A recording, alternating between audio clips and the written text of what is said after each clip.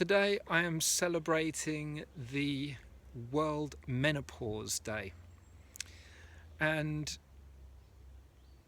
I feel like this is a subject really worth giving thought to, because as men we cannot begin to imagine what it is like for a woman surfing the waves of hormones racing through her body on a day by day basis, how they change, how those hormones affect their cycles.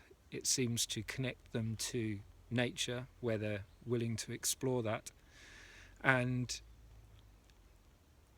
the very essence of what it is to be fertile, from a young woman, anything between 10 and 16, right the way through until 36, up to 50 odd.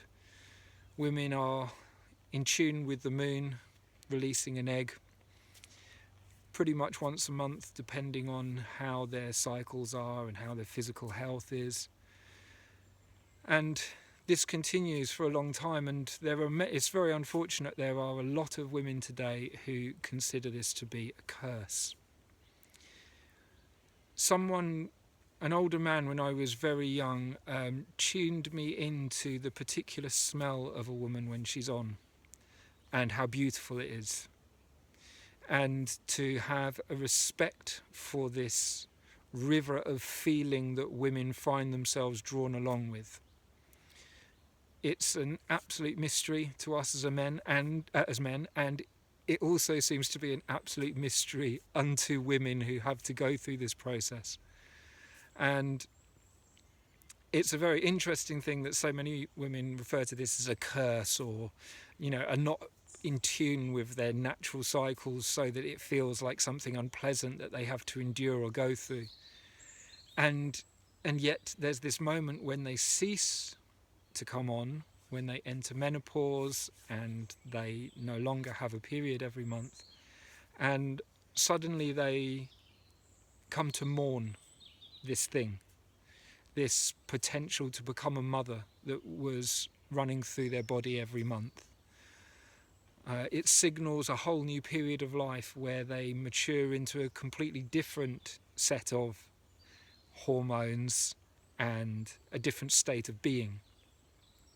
It's a real shame to me that the youth-hungry culture that we live in seems to be so transfixed on youth that the thought of menopause is seen as, a burden, as something ridiculous, as something you need drugs to be able to placate, rather than the maturing of a younger woman into her older, more mature self. I have enormous respect for women and for the processes they go through, the mysteries that unfold through their bodies. I've been lucky enough to witness 4 children born by women, and it's an amazing process to behold. Just yesterday I discovered an absolutely horrifying fact that in many parts of the world, childbirth is now seen as so unpredictable as to not be cost effective. Midwives are going out of fashion because hospitals and the medical industry want to be able to schedule when a woman is having a baby, and so increasing numbers are being born by caesarean section, completely disrupting the process of connection between a mother and her child, denying this woman this shamanic experience of natural childbirth, denying the child the rite of passage into this lifetime. It's such a travesty to me, and it seems incredible when I heard this statistic that 60% of children across Brazil are born by caesarean section. But in cities, there are places where 98% of all babies born are born in a hospital ward under caesarean section. I cannot imagine what this does to the lives of women, to the lives of children, to the lives of their husbands. And as with so many things in this modern world, we take it for granted that we can just adapt. Human beings can, we've got gadgets now. Hey, it's not messing us up at all. It's not causing depression, it's not causing loneliness, it's not destroying our society. No, it's just gadgets, we're fine, we can use them, we can adapt. Humans are indeed very adaptable, but my goodness. And now here we are disrupting the natural process of coming into life. Something that we have practiced as human beings for tens, hundreds of thousands of years. And now menopause is seen as, if it wasn't bad enough having periods, now I have to go through menopause. And, I have enormous compassion for women because, whilst trying to sustain a kind of lifestyle where there is no opportunity to stop or take a break, the relentless demands of life in the modern world mean that women do not have time to celebrate their periods or the changes going on in their bodies.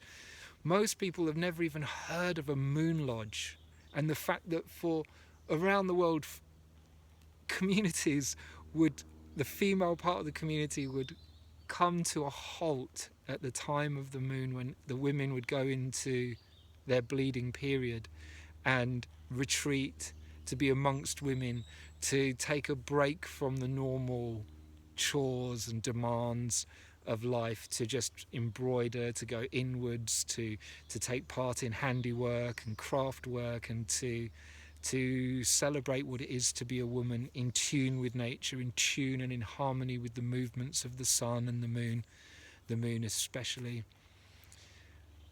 And women don't have that time today. So I feel a great sadness about all of this. It affects all of us. It affects men too, because as women have to try and carry on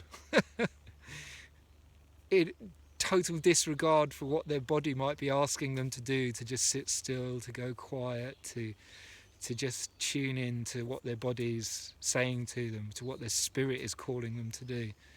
It must be very confusing and very difficult, and no wonder so many women take recourse to hormone replacement treatment and all these other things. So today I feel a real heartfelt call to celebrate World Menopause Day, to celebrate women, to celebrate the changes that their bodies go through, to celebrate what it is to be a human being and connected to this earth. So a moment's silence